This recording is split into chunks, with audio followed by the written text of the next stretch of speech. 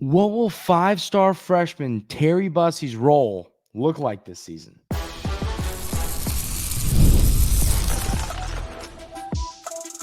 You are Locked On Aggies, your daily podcast on the Texas A&M Aggies, part of the Locked On Podcast Network, your team every day. Welcome on in to Locked On Aggies. I'm your host, Andrew Stefaniak. Thanks for making Locked On Aggies your first listen every single day. And today's is brought to you by our friends over at FanDuel. Make every moment more. Right now, new customers get $150 in bonus bets with any winning $5 bet. That's $150 with any winning $5 bet. Visit FanDuel.com/lockedon to get started. So, ladies and gentlemen, it's a conversation that we have had time and time again, but we're really starting to get close, and we have to figure out what is this role going to look like, and it's for Terry Bussey, the five-star. Once again, Terry Bussey, if you just watch him play the game of football, it should bring a smile to your face. I've never seen tape like it. Once again, I always joke and say, I'm recruiting expert Brian Smith. When he talks about Terry Bussey, it's like he just has a face of pure giddy. I mean, he's just happy to get to talk about Terry Bussey. And, he's a player that will be in the NFL. I believe will be a first-round pick. And so he comes to Texas A&M, and one of the first things that we heard Coach Elko say about him was, listen, he's really good, but we have to manage expectations for him as a freshman. And I fight myself often during this discussion. I fight myself saying, do I trust him? Do I believe Coach Elko when he says this? Or, is Terry Bussey going to be out there? Is he going to have a massive role? What is this going to look like? And so, do I trust Coach Elko and what he says? I do. I think that you have to understand, and it's something we talk about all the time here at Locked On Aggies, as you everydayers know, but you have to manage expectations for these freshmen. They're not always going to be – not every five-star pans out. We've seen that at Texas A&M a lot over the years. But while I believe with not a shadow of doubt that Terry Bussey is going to work out, I do believe that you have to develop to the speed of college football. You have to learn the game. You have to adapt.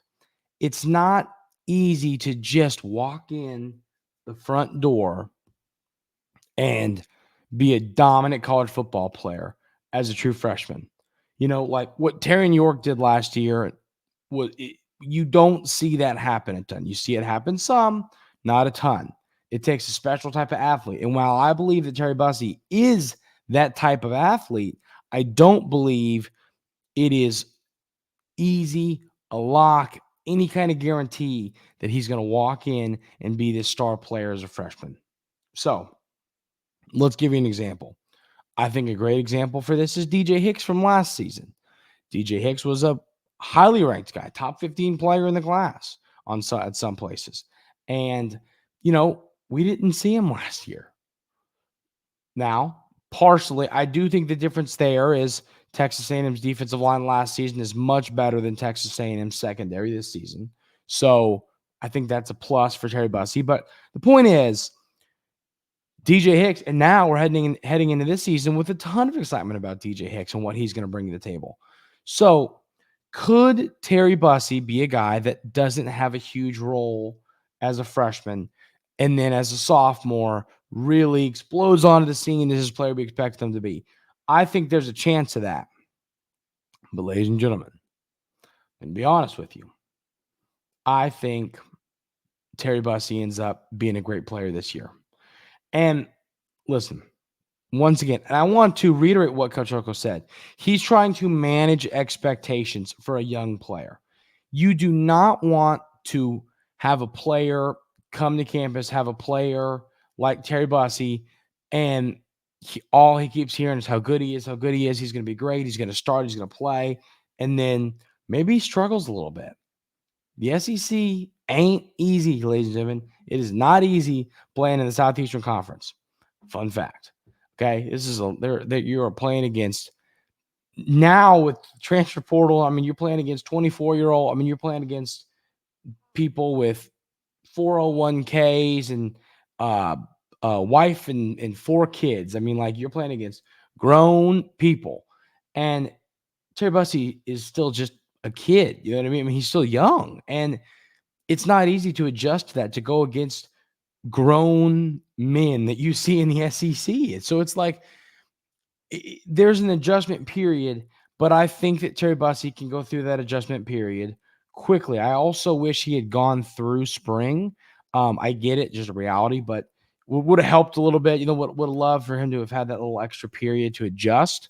But overall, I think he gets on the field. I do. And if he doesn't, I'm not panicking on Terry Bussey. Not in any way, shape, or form. Not panicking. I would simply say he just wasn't as ready as a freshman as I thought he could be. And that can become a reality, as I said. And that's fine, because we know it's going to happen. It's a matter of when, not if. We know it's going to happen. If it happens this year when he's a true freshman, if it happens next year as a sophomore, it's going to happen. And I believe it'll be one of those 2 years. But I think this kid's too good to keep off the field. I do.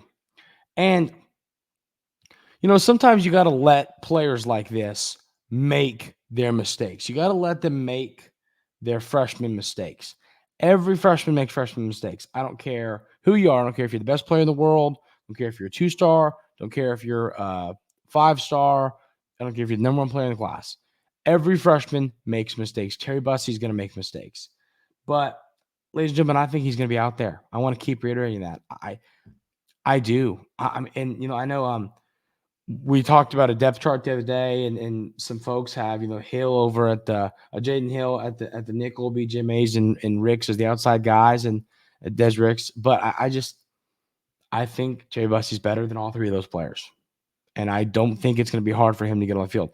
I think he's the most talented player in this entire secondary.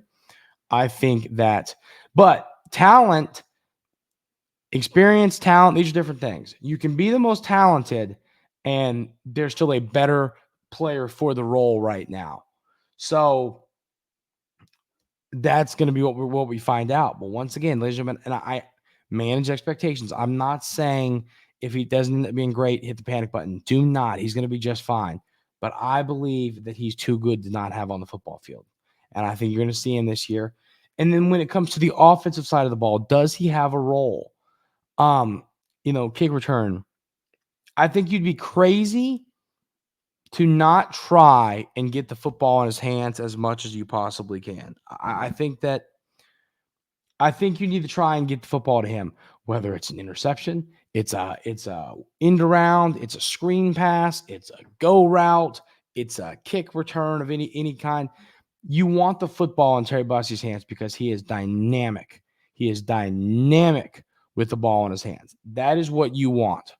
So I think that's what I'm paying attention to for Terry Bussey on offense. I think that, Coach Elko wants him to be a corner, but I think that he understands how dynamic he is, and he isn't opposed to having him play some extra plays. I don't think he's going to be like Travis Hunter and play both sides of the ball, but I think you could see him get some snaps on offense and have a role. So Terry Bussey's going to play football for Texas A&M this year. And I'm not saying be on the team. I'm saying he's going to play football, whether it's just kick return, whether it's 10 snaps a game on offense, whether it's as the starting corner. He's going to be on the field, and I think he's going to be really good. Manage expectations. Don't panic if he doesn't end up panning out immediately like we're hoping. Freshmen make early mistakes, but this kid's going to be special. And yes, while Coach Elko is having us manage our expectations, I do believe that's going to be this season. So let me know in the YouTube comments, ladies and gentlemen, what are y'all's thoughts on Terry Bussey? Is it this year? Is it next year? How much do we see him on offense? How much do we see him in the return game? Is he just a defensive player? What do you see Terry Bussey as? Let me know in the YouTube comments. But as y'all should be, and I am super excited about him as a player. Can't wait to see how he ends up panning out. I know he's going to be a star, and I can't wait to watch it happen. So we're going to talk a little bit. We're going to run through the positions, just the position groups. And I'm going to tell you how I feel about the depth, not about the starters, not about the backups, about the depth. Does Texas A&M have enough depth at each position to where I feel good heading in the season if there were some injuries? We're going to have that conversation coming up right here on Locked On Aggies. But first, I got to tell you about our wonderful friends over at LinkedIn Jobs. When you're hiring for your small business, you want to find quality professionals that are right for the role. That's why you have to check out LinkedIn Jobs. LinkedIn Jobs has the tools to help find the right professionals for your team faster and for free. LinkedIn isn't just a job board. LinkedIn helps you hire professionals you can't find anywhere else. Even those who aren't actively searching for a new job but might be open to the perfect role. In a given month, over 70% of LinkedIn users don't visit other leading job sites. So if you're not looking on LinkedIn, you're looking in the wrong place. On LinkedIn, 86% of small businesses get a qualified candidate within 24 hours. Hire professionals like a professional on LinkedIn. Post your job for free at linkedin.com/lockedoncollege. That's linkedin.com/lockedoncollege. Post your job for free. Terms and conditions do apply. So, all you everydayers here at Locked On Aggies know my opinion on depth. I don't care how good your starting quarterback is. Don't care how good your starting running back is. Don't care how good your receiver room is. Don't care how elite your pass rushers are. Do you have enough of them? Simple as that. It is a very simple conversation that we're going to have. Depth is everything. When you're playing Texas and you're going to Auburn on the back half of the year, when you're getting into that part of the season where you're playing LSU and these later season games, are you deep enough? Are you healthy enough? And that is what is the difference between good and great, and great and elite football teams is depth. Elite football teams, it was always the joke back with Nick Saban. It was you'd watch your team play Nick Saban and the Alabama Crimson Tide, and a player get hurt, and then you go, well, here comes another 5-star, and that was reality. The Alabama and all the good teams, Georgia, they have depth. They have good players at each position that you lose someone to an injury, someone else is going to come in and maybe even be better. Like, that's the reality here. Does Texas A&M, now, are they going to have that type of depth? No, they're not. But are they going to have necessary depth to be really, really good? Let's run through each position and discuss. So quarterback, it's a resounding yes. Y'all know my opinion on Connor Wigman. You know I am a huge Connor Wigman guy. I am a huge Jalen Henderson and Marcel Reed guy as well. I think they're going to be some of the best backup quarterbacks in college football. They are the reason Texas A&M's quarterback room is ranked as the top 10 room in college football. Not just Connor Wigman. Obviously, Connor Wigman's great, and that he's the reason why.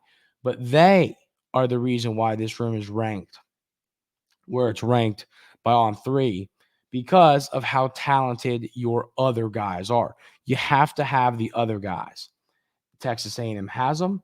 If we saw Wigman go down with the injury last year, if it happens again, you have guys who can win football games and that are going to be really, really good. So it's a good feeling knowing that, because not every team can say that. Once again, not every team can sit here and say we have legit solid depth at quarterback. So that's good to know. Running back's another position. I love the depth at running back. I think you got 4 guys who can really play the position at a high level. I love that. I feel good about that. I think you're going to be solid at the running back position. I think you're going to be extremely deep. I think that you're going to be in a spot where you lose a guy, you have another. It's like Hydra. You cut off a head, 2 more come back. Me and my buddies have been watching all the Marvel movies from start to finish, and so that's fresh on the mind. But, that's kind of my point here. I mean, you lose running back, you've got a handful more that are really good. And this is why I think Texas A&M is going to be able to run the ball so well. You're going to have so many fresh legs. And so depth doesn't always just matter for when it comes to injuries. It also matters when it comes to, keeping guys fresh throughout the game. You want in the fourth quarter your best players to be 100% when it comes to stamina. And obviously that's Tommy Moffitt's job as well. But, having depth plays a role in that too. Receivers, one of the positions that I do have some question marks. Jabri Barber goes down with the injury. You go get Bostic from Iowa. Is he going to end up being good? You have some freshmen. You have your top end guys. We feel good about the starters. Do you have the depth? And I'm not saying no. I'm saying it's a question mark. We're going to have to find out. I think it's going to be a very interesting part of this roster, knowing, does Texas A&M have that necessary depth at receiver you need to succeed? And once again, not a no, more of a we need to see.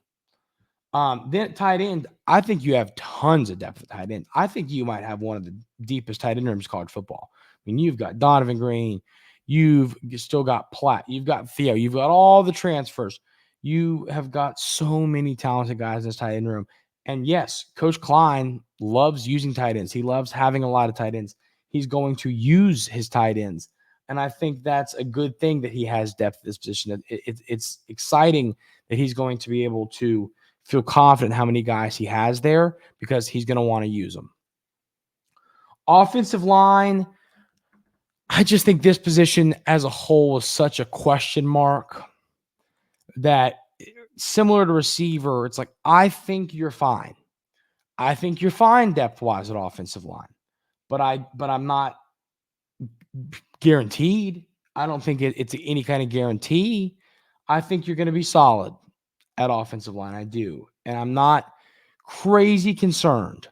But I think that you're not as deep as I'd like you to be, but I still think you're deep enough. You know what I mean? I'd like you to be a few players deeper. I don't think that's the reality, but I think they're going to be just fine. Defensive line, I don't have any concerns depth-wise. Defensive line, and edge all across. Tackle, defensive tackle, defensive end.